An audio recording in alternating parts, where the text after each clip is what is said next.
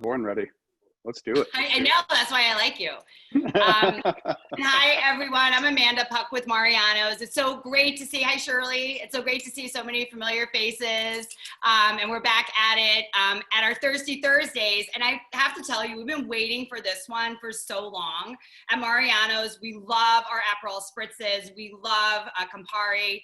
And we do a lot of events with this team. And now we're bringing it virtual. But I want to introduce Daniel, because I know everyone's anxious to get their spritz going. But Daniel Warrilow is the Italian portfolio ambassador for Aperol and Campari, and he's going to teach us today how to make the perfect Aperol spritz, and then also how to make a Negroni and a variation of a Negroni, which I can't pronounce, so I'll wait for you to teach me. But we're really excited to have you, Daniel. Thank you so much. Thank you for having me. We're really excited too. Glad we could finally make it happen. It's definitely one of those things when you have these events coming up and you're just like so excited. You have, all these ideas for different cocktails and things like that. And I watched all the videos on YouTube. Some of my really good friends have made cocktails on this. So I'm glad that I finally get to join the club and be here with you guys. So thank you very much for having us. Appreciate it. All right, cool. So I'm gonna talk about a few things, and I'm gonna talk about them because each of these things that we're going to make today has a really, really cool, significant story. What I love about these cocktails is that they go back, some of them over 100 years, and each of the products are very unique to the place that they come from. So with Italy, let's just start with just some basic rules with Italy. Italy has a lot of rules when it comes to food and drink. Hands down, probably one of the countries in the world that has the most rules. And they're guidelines really, but when you're there, they're definitely rules. So when we're talking about something like food and beverage, specifically like wine, because we'll start with an Aperol Spritz, which has Prosecco in it. When you're talking about something like wine in Italy has like different levels based on the geographic location of each of the wines. So they call this, these terms are used, table wine, IGT, DOC, DOCG. Now, you don't have to memorize all of these things. You don't have to go too deep into it, but just know that each of them has to do with the quality of the grapes that come from the place that they come from. Now, this is really important, especially when we're talking about a cocktail like the Aperol Spritz. So the Aperol Spritz is a really simple cocktail to make at home. One of my favorite cocktails to make at home because you don't really need anything. You just need the ingredients. But the ingredients that you use are really important. So obviously Aperol is most important because it wouldn't be an Aperol Spritz without it. And then Prosecco and then sparkling water. So that's really all you need. So we'll start with the first one just so everybody can get ready and have a cocktail. So an Aperol Spritz, the perfect serve for the Aperol Spritz is in a wine glass filled with ice. Start with that, most important. And we're gonna start with the Prosecco. So a couple things about Prosecco. Prosecco comes from a region called the Veneto.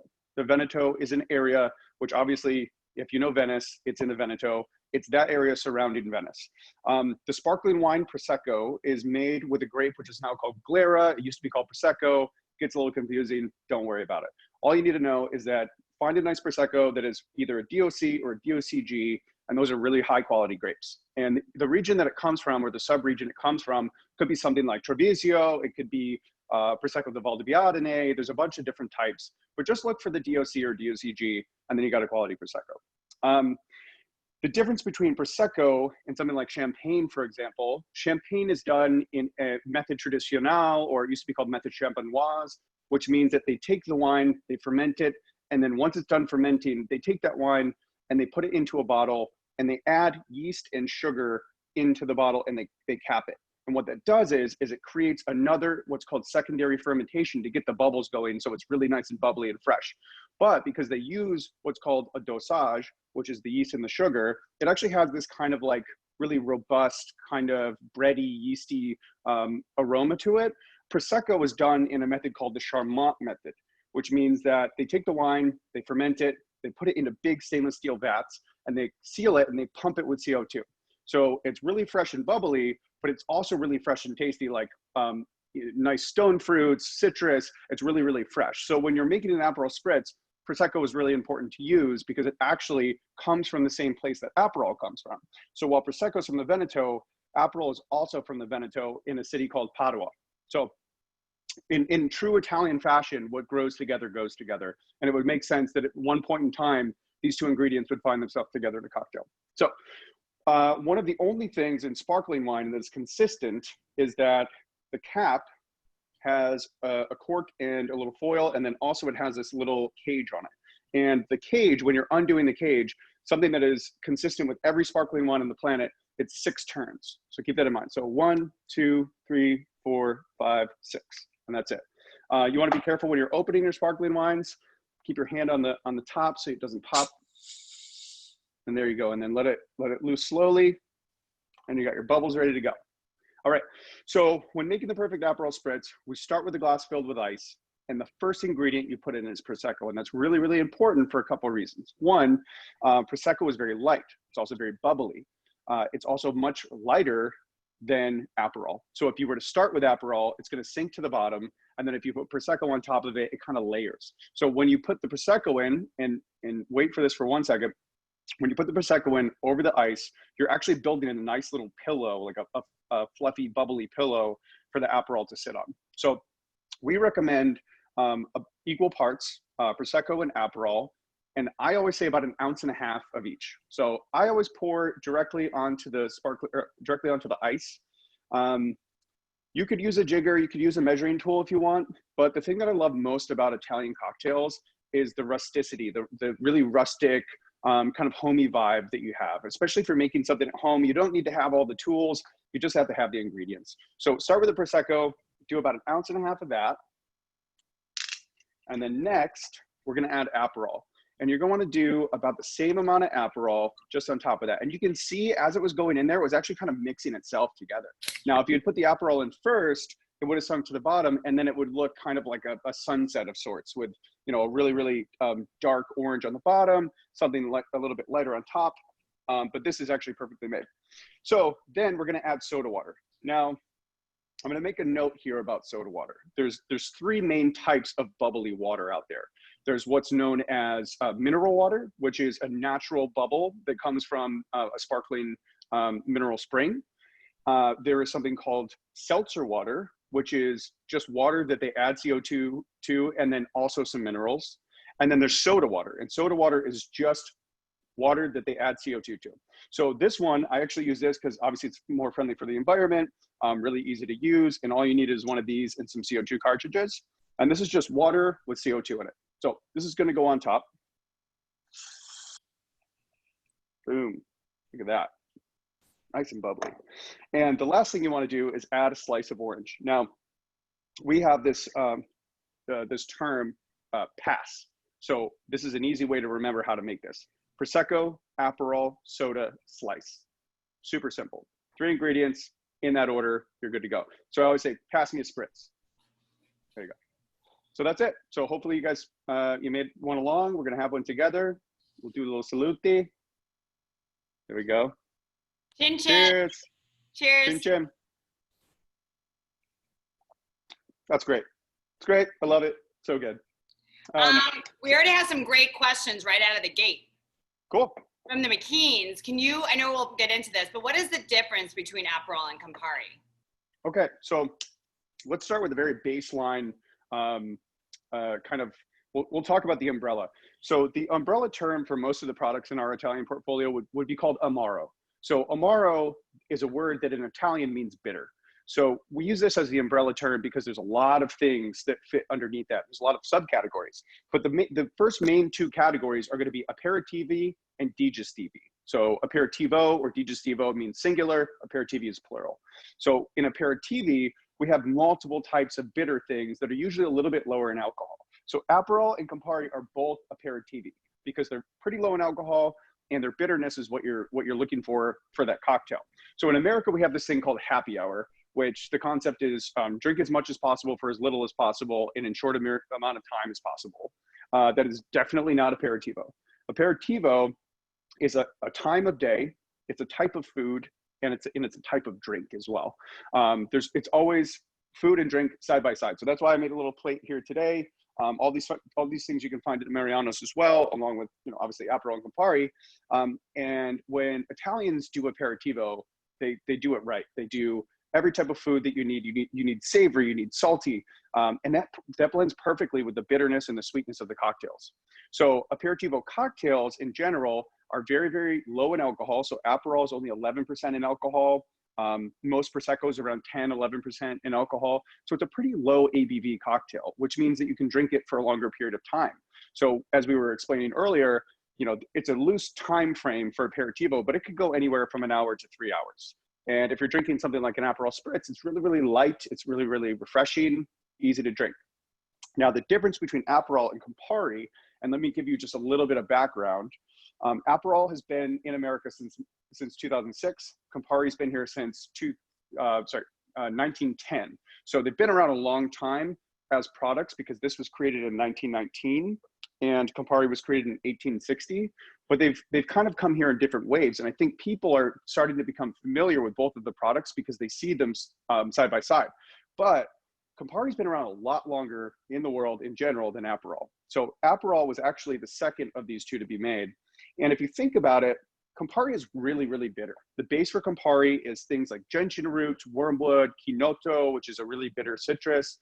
All of those things make it really, really bitter. So if you think about it, in 1919, the Barbieri brothers, when they were making this, they were like, let's make something that's different. Let's make something that maybe our grandparents weren't drinking. Let's make something like fun for, I always say it was for the millennials of 1919, whatever they would be called. Maybe they're generation A or B, I have no idea. But if you think about it, because Aperol is a lot lighter and a lot more citrus forward and a little bit sweeter, it's definitely something that's easier for people to drink for the first time. So the thing I love about Aperol and the Aperol Spritz is that if you're unfamiliar with this entire concept or all of these beverages, it's a great intro to it because the bitterness is definitely there, but it's really, really light and the citrus comes forward and this cocktail is so refreshing and great for the summer. So I would say that the main difference, obviously the ingredients and the cocktails that you make with it. Aperol is what's called the rabarbaro, which means that some of the bittering agents inside of it, one would include rhubarb root. And then there's obviously bitter citrus, there's fresh citrus, all sorts of different types of citrus that go into it. And it's one of those things that's like a little bit lighter on the style of bitterness that we're talking about. And of all of our products, it's definitely the least bitter of products. That was a long way of explaining it, but I hope that makes sense. No, it makes sense. And I see, Tony, can we unmute you and can you tell us how your drink is? That looks great. I had to go big today in my bling cup. That is a gorgeous cup. I mean, I'm totally loving everything about you today and every day. Amazing. How does it taste? That is a great cup.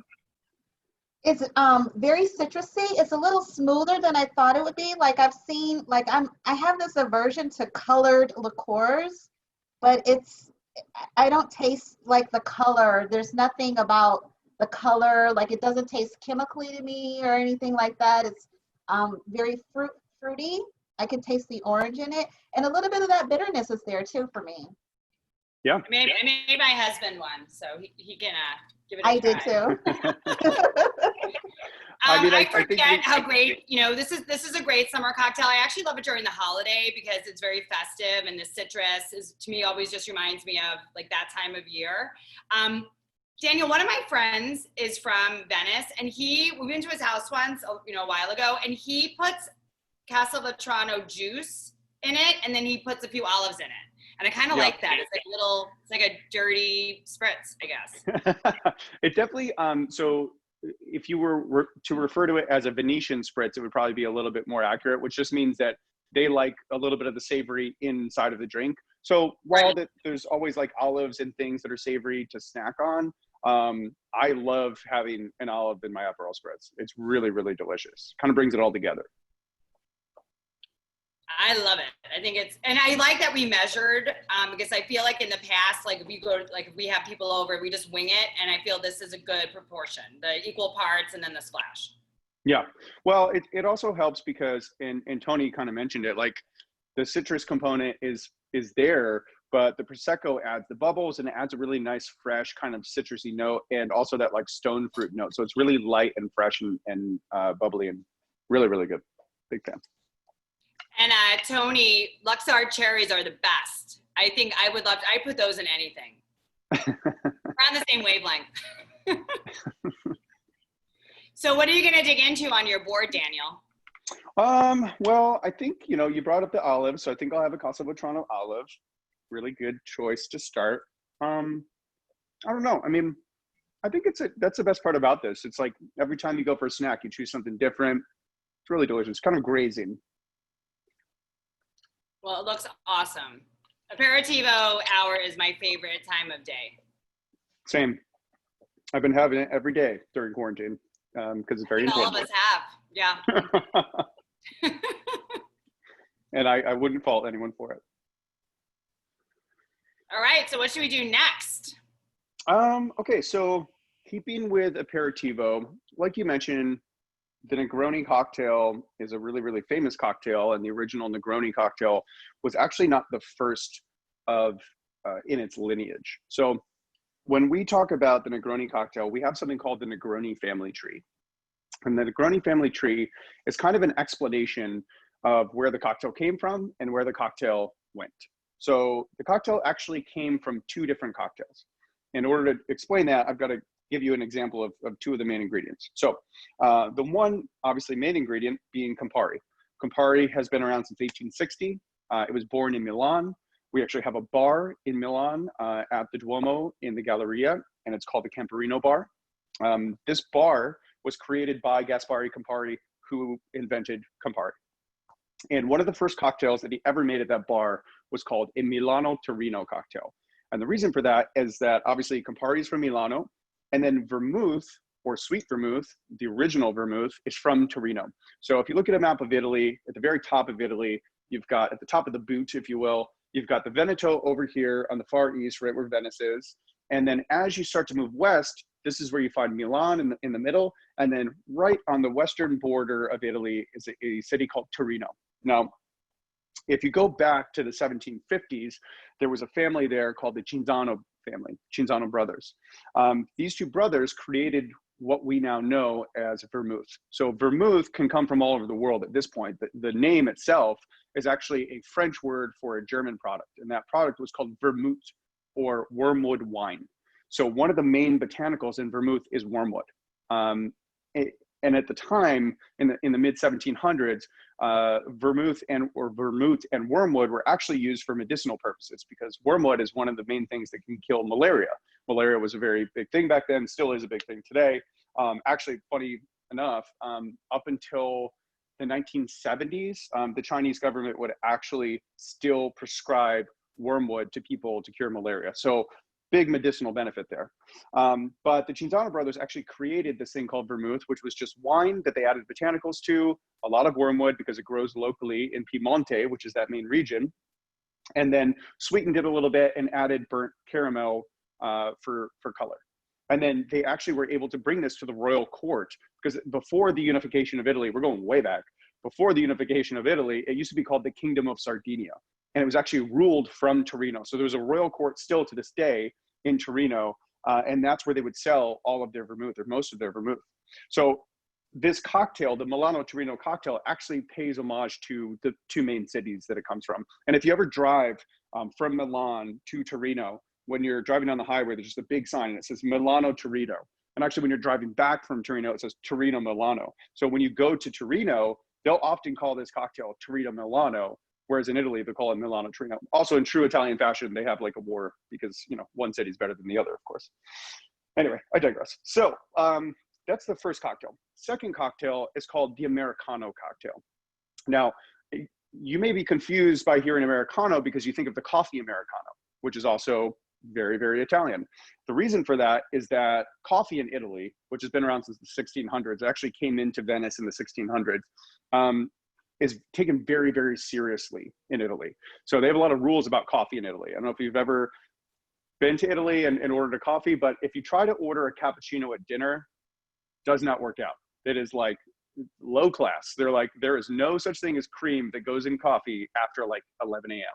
So when you go to Italy and you ask for a coffee, if you're an American, they ask you if you want an Americano because they don't think that you can handle the bitterness of a regular espresso, which is double ristretto and really intense. So what they do is they add water to it, and then they have what's called Americano coffee. So the same thing with this cocktail. A Milano Torino cocktail is actually that cocktail, but with water added to it because it's less bitter. So that's the first two cocktails that created the Negroni. Then in 1919 in Florence, which is a bit south of Milan, there was a gentleman named Count Camillo Luigi Manfredo Maria Negroni. And he was very famous because he went to this bar, Cafe Casoni, all the time. And the bartender there, Fosco Scarselli, used to make his Americanos for him. And one day the Count was like, you know, I want mine a little bit stronger. Do you think you could like boost it up a little bit? And Fosco, being an excellent barman, was like, sure, of course. Like, I know that you spent some time in England, so I'm going to take out the soda water and I'm going to add gin to it. And so he started drinking this cocktail, which was Campari, vermouth, and gin. And people would see the Count doing this and they would ask Fosco, they would be like, you know what? I'd like to try my Americano the Negroni way. So that's how the cocktail was born in 1919. So same year Aperol was created. So it's 101 years old this year. So the cocktail that I'm going to make you is actually the first one, because it's a little bit lower in alcohol, is a variation that was created in the 1970s at a bar called Bar Basso, which is still operational today in Milan. And it's a really simple version of that cocktail. So instead of using gin, we're actually going to use the same Prosecco that we did for Aperol. And this will actually be nice for people because it's a nice intro to this cocktail. And it's also still perfect for aperitivo because it's really light in alcohol in public. So this cocktail, as you were mentioning, is pronounced spagliato. So when you're in Italy, the enunciation of things like the B is very, very minimal. So they go spagliato. And then if you were American and you went to a bar, you could say spagliato, totally fine. But much like the Aperol Spritz, we're going to start with Prosecco. Now, this is an equal parts cocktail. The best part about an equal parts cocktail is you cannot mess it up. If you don't have a jigger, that's fine. Look around your house for some form of measuring cup, and all you need is a measuring cup for all three ingredients, and you got it. I'm going to eye this one just because I've done this a few times. We're going to do 1 ounce of Prosecco to start. And then I'm going to add vermouth. So this is Cinzano Rosso vermouth. This is the original sweet vermouth, 1 ounce. And then, of course, Campari. 1 ounce of Campari on top. Could I use I think I have a Spanish vermouth. Is that okay? Right. Yeah, of course. I mean, the reason that we use these ingredients, especially because they're, it's about heritage and where they come from, and it's a truly Italian cocktail. But at the end of the day, Rosso vermouth, or sweet vermouth as we know it, has made its way all around the world. And actually something like dry vermouth, the original dry vermouth was not created in Italy. It was actually created in France. So was Bianco vermouth or Blanc vermouth. So vermouth as a concept was super, super popular because all you needed was wine, some botanicals, and some sugar, and you could make it. And you could actually preserve your vermouth. I know I saw one of these, and there was a gentleman talking about vermouth. It is mostly wine. It is 95% wine, and then a little bit of high proof spirit to lengthen it so that it doesn't oxidize. But it does belong in the fridge. So I probably have more bottles of vermouth in my fridge than I do any form of food, but it's one of those things that once you open a bottle, got to keep it fresh. And if you do that, it'll last you a month to 2 months for sure. And that's it. And that is a spagliato. And I'm going to add an orange slice. I love an orange slice in these cocktails because, as I was mentioning, aperitivo is all about food and drink together. So you have a nice little snack when you're done with your drink. And that's it. Cintani, as they say. That's so good. Daniel, I missed it a little bit. What was the rest? What was the vermouth? Was 1 ounce? 1 ounce. Everything's 1 ounce. Super simple. Oh, yep. That's the best part about equal parts cocktails. Doesn't matter what size jigger you have. I mean, obviously, if you have a large jigger or a large container, you're going to want a larger drink, which is also totally fine. Why not? Is this a break? Yeah. There you go. How was it? Oh my God, this is so good. I've never had this before. Yeah, it's really good. Really refreshing. I love vermouth, so I like that flavor. Yeah. And I think, everybody has a different style of vermouth that they enjoy. And vermouth is not just one type of vermouth. There's so many subcategories of vermouth, different spices used, different botanicals, different types of citrus. So I always tell people, the best part about a Negroni is you can change out the vermouth and the base for anything. And funny story, that's how I'm going to make the next cocktail, because we made these dice, which are really fun. And on each of the die, every side is Campari. So obviously, because you need a Campari to make a Negroni. The other one, every single side has a different base spirit. So we've got mezcal, gin, tequila, rum, bourbon, rye, whiskey. And then the other one is different types of vermouth. So we've got Bianco vermouth, dry vermouth, and sweet vermouth. And what you do is you roll all three, and then you make a cocktail based on that. So we got Campari, dry vermouth, and gin. So that is a cocktail which I love, really, really liked. A little bit more kind of like citrus forward and also botanicals and minerality. I'm gonna make the original Negroni, but I think this is like a really fun game. So after I'm done with the original Negroni, we're gonna make another Negroni too. And for the original Negroni, I'm actually gonna bring out the tools. I'm gonna make it proper. We're gonna put it over a big rock. All right, so to make the original Negroni, we're gonna start with the gin. London dry gin is always the best to start with. London dry gin is important because London dry gin is a specific style of gin. The way that it's made is actually distilled with whole botanicals. Usually if you're making a London dry gin, you would take all the high proof spirit, you would macerate it with the botanicals, then you would distill it, and the flavor of all those botanicals and all the citrus and everything are innate in the gin that you're drinking. There's other styles of gin making, but this one to me is the most fresh, the most citrus forward. So I love a good London dry gin. So just like the other Negroni, the Sbagliato, this one is made equal parts as well. So I'm gonna do 1 ounce of gin.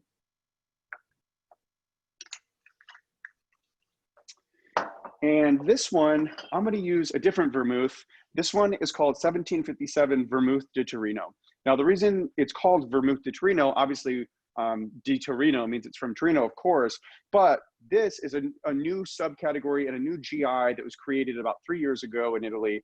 And there's a lot of rules around this particular type of vermouth. So if you see this vermouth or you see a vermouth that says Vermouth de Torino on the label, it has to follow certain rules. So number 1 rule, all the wine base has to come from Italy. So I know that you had mentioned that the Spanish style vermouth, totally fine. Most of the wines are gonna come from Spain.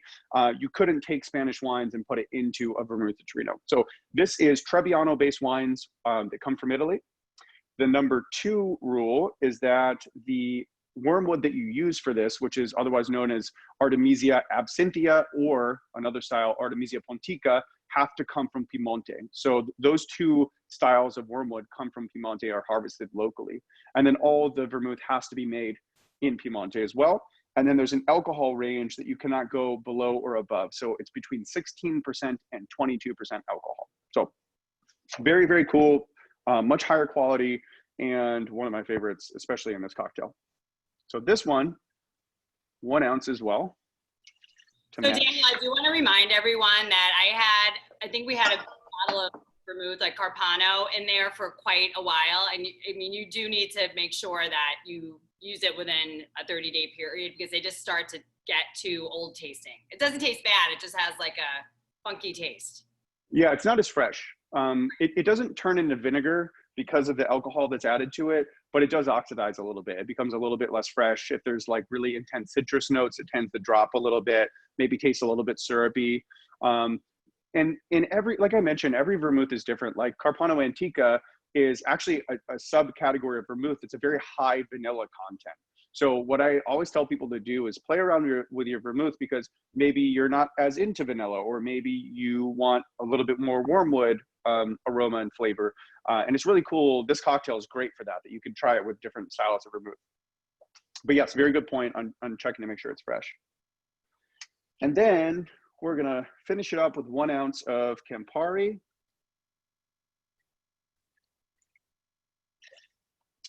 Super simple cocktail to make, which is my favorite. We're gonna add some ice. So when you're chilling a cocktail in a stirring glass, the reason that you're doing that is because you're trying to dilute the cocktail and you're trying to chill it at the same time. So if you could also use a pint glass, that's totally fine. This one is just super fancy and says Campari on it. But you wanna make sure that the liquid that you put into whatever vessel it is below the ice that you have. If you just put a little bit of ice in, it's not going to chill as fast as it will dilute. So it won't be as cold, and it'll actually be a little bit watery. So this one, we got plenty of ice. We're going to give it like 20 to 30 spins. And this is really going to help you chill it and dilute it at the same time. Obviously, moving things around, there's more friction. And so there's a reaction between the ice and the liquid. And that's it. And then I'm going to take my glass and pour this directly into it. Now, on this one, I'm going to make a dealer's choice on your garnish. I have some slices, but you could also peel a little bit of an orange peel. So I'm going to do a little orange peel just for this one, just to make an example.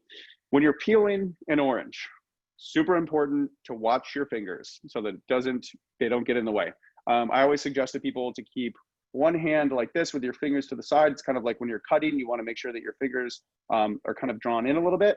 And then you have your peeler, which goes at the top of your orange, and your thumb goes at the bottom. And what that does is it keeps all of your fingers out of the way, and it also gives you more control over the orange.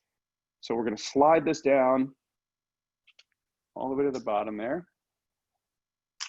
And you got a nice thick peel. One of the things I like to do with that, I like to trim it up a little bit just to make it look a little bit more fancy. So I give a nice little trim on the sides, nice cut on the edge.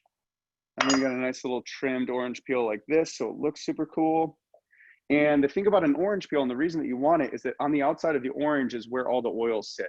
So actually what you're doing is you're squeezing it so you get all of that zest and all of that oil out of it. And it adds a little bit more orange to something that already has a little bit of orange in it and citrus, but it kind of like brings out and makes it a little more fresh. And that's it. That's the original Negroni. Cheers.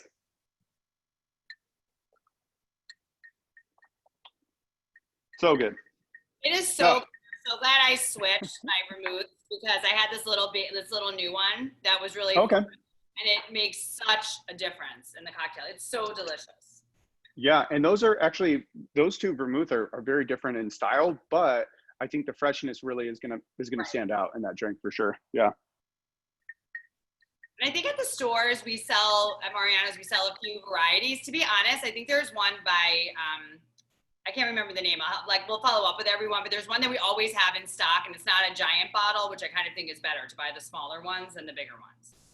Yeah, if you can get a 375, especially for home cocktail making, it's probably better. And then that way it'll preserve a little bit longer. And there's just not as much to use in a short period of time, which is good. I love that too. When you do the zest of the orange, is that something you can do? I don't know who I'm kidding. We're not having anyone over, but when we are allowed to entertain, can you do a bunch of those in advance, or is that really something that needs to be done per drink? It's nice to be done per drink, but you can definitely do it in advance. What you would want to do is take a container, like a little quart container. I know these days everybody's ordering, to go. So I've got this whole stack right here of to-go containers. I always take something like this, the smaller size. I take a wet paper towel, put it in the bottom, stack my my peels, and then I put another wet paper towel on top, seal it, and put it in the fridge. Okay. And that'll help keep the moisture so it doesn't dry out, and it'll also keep it cool so it doesn't start to turn color. Okay. Yep. All right, I'm looking through for more questions. My mom is just singing praises. She loved bravo, excellent. Very interesting conversation. My mom loves you, I think. Well, you know what? I don't know her, but she sounds like a nice lady. We all get our hands on some of the dice. That's pretty cool. Oh, yeah. Cool.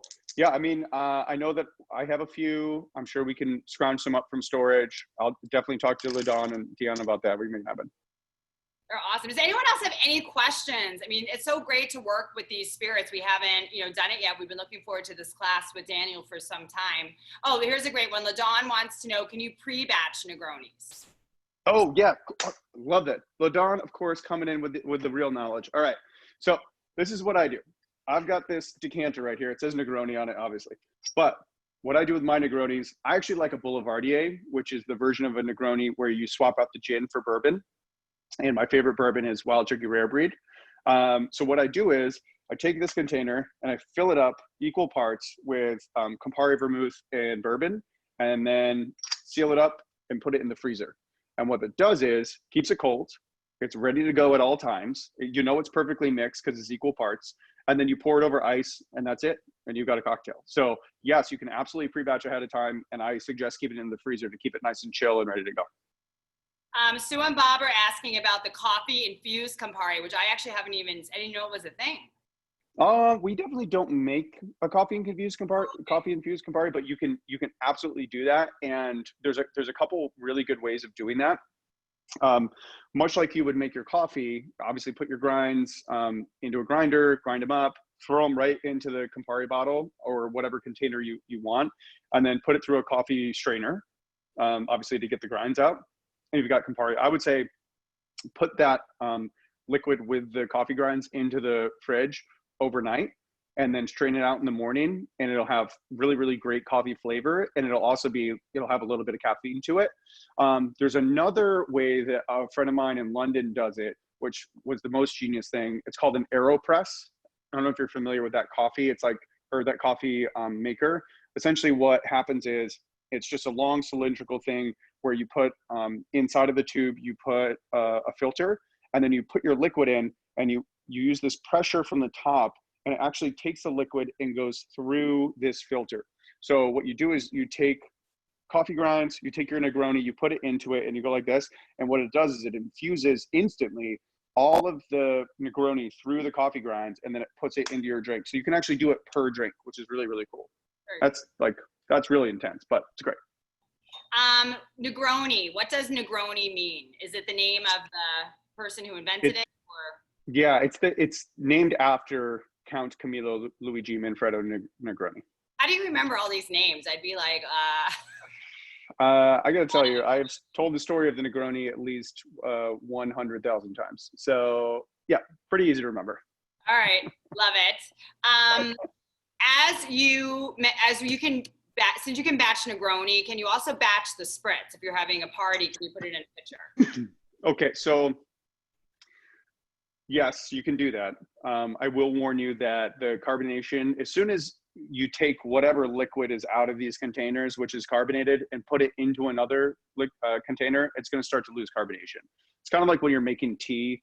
If you take a pot of tea, or a pot where you can infuse the tea into it, you put the hot water in. As soon as you pour it into another vessel, it immediately loses 10 degrees in temperature. And that just has to do with transfer of energy and heat between the two. So the same thing happens with carbonation in these bottles. The same thing happens with carbonation in soda bottles. You're gonna immediately start to lose carbonation because CO2 doesn't wanna stay in the liquid. It wants to get out of it. It's like jumping out of the bottle. That's why everything has a little pop to it. So as soon as you open it, the CO2 bubbles are going to rise to the top and start to pop out. So it won't be as bubbly and refreshing, but you can definitely do it. I always suggest making it fresh if you can. It's really simple to make, but right. You can definitely make a pitcher and pour it out for people if you're going around the room, for example. That works. My friends are big drinkers, so I'm sure they would drink it fast. You're preaching to the choir. Believe me, I work in the booze industry. What kind of bourbon do you recommend? Did you recommend for the Boulevardier? So I love Wild Turkey Rare Breed. It's cask strength, so it's 116, so it's a little higher. I'm a seasoned veteran when it comes to these things. But we also make a Wild Turkey 101, which is really good, a little bit higher proof. And then we make a Wild Turkey 81, which is more approachable for people that don't normally drink high proof. And the cool thing about that is that it's been made in that same place, Austin Nichols, for over 100 years. So it's a really, really cool product. Great. Okay, let's see. And we also have Russell's Reserve, which is like a really special version of that. So every single bottle of Wild Turkey or Russell's Reserve starts as the same thing. It's the same mash bill for every single product. The only difference for each of the bottles is that they come from different places in the rick house, and different places in the rick house create different flavor profiles. So we blend those together to get different flavor profiles. And it was actually Jimmy Russell and Eddie Russell that first started making Russell's Reserve, because it was all the barrels from the sweet spots in the rick houses that they found to be the best barrels. So it's another step up too, which is really good. And then going back to the Prosecco, to the spritz recipe, you do recommend to do the Prosecco, then the Aperol. Yep. And actually we changed the label to have the exact wording on here. So in case you forget, it's on the label, don't worry. Fill a wine glass with ice. Combine Prosecco DOC followed by Aperol in equal parts. So obviously the process is important. Add a splash of soda and garnish with an orange slice. So really easy to follow too. Prosecco, Aperol, splash. Soda. Yep. Soda. Yep. Splash, soda, same thing. It could also be pass if you wanted to do that. Prosecco, Aperol, splash, soda, slice. Okay, got it. I like that tip though of doing it first. That was hubby's favorite. Yes, that Tony said that. It's my husband's too, I think. But he hasn't tried the Negroni yet. So I'm waiting for He's behind. There. Maybe I'll get a good Yelp rating today for my cocktail. What is your current Yelp rating at? I don't know. It depends. It's usually pretty We've had a lot of fun. I feel like we've learned a lot. We've learned so much, like with all of these classes, having experts like you, Daniel, it's at our, disposal to ask questions too. It's been really great. I know all of us have learned, and I know the McKeans always post the recipes when they make them, and everyone's taking notes, and this really means a lot to everybody. So we appreciate your time. No, thank you. And if you guys want to follow us on Instagram, we got Aperol USA, we got Campari USA, at Cinzano. And then I'm at the Warrilow. If you want to follow me, I'm always posting photos about cocktails and stuff like that too. So I know I was looking for you on Instagram yesterday because I wanted to tag you in all my stuff, and then I couldn't find you. So now I know. Sorry. Yeah, it's at the Warrilow. Got it. Okay. So your name, last name. Yep. Anybody else have any questions, any comments, like anything about I know we all love the spritz, anything about the other cocktails? Did everyone love the Negroni? I know Tony said like she loved the citrus flavor of the orange, like just made it so fresh. Yeah. Yeah. It's really important to get a really nice fresh orange too. A nice peel is always good. Oh, but I have one more. Well, this is a good comment. If low on ingredients, Campari soda. I just remember like when when we were able to travel in Europe, I feel like that was such a drink everywhere I went. Just getting simple Campari soda is delicious. What else would you recommend with Aperol? I mean, I love the spritz, so we don't want to change that. But are there other cocktails that you can make with Aperol? Yeah, there's actually one of the most famous cocktails, and probably the second most famous cocktail with Aperol is called a paper plane. So paper plane is easy to make at home. Really simple, equal parts cocktail, equal parts Aperol, lemon juice, bourbon, and then I always use Amaro Averna. We always add like a little Amaro to it, so it's equal parts those 4 ingredients. You shake it up, and that's it. It's really simple. Really delicious cocktail. It was actually made by a guy named Sam Ross. Cocktail. I love that one. I don't know how it's awesome. My husband and I, like a few years ago, and we always make it when we have people over. It's such a great, now we don't, but we used to when we had people over. Yeah. Such a good one. It's tart. I'm glad you brought up the Campari soda. Can I show you real quick how to make the best Campari soda? Yeah, sure. 2 seconds. No problem. Okay. So you take a tall glass like this. You grab your Campari out of the freezer because you got to have a bottle in the freezer at all times. This is how they make it in Italy. Freezer? Oh yeah. Oh yeah. Keep your bottle in the freezer. So I always have one in the freezer and one out. You add your Campari. Limoncello that she has in there. Might even be able to do this limoncello. You never know. So you take that and then you just add soda water, but it's really important. So you take your soda. I always use the soda siphon for this because it gets it nice and bubbly. And you go right to the center of the glass.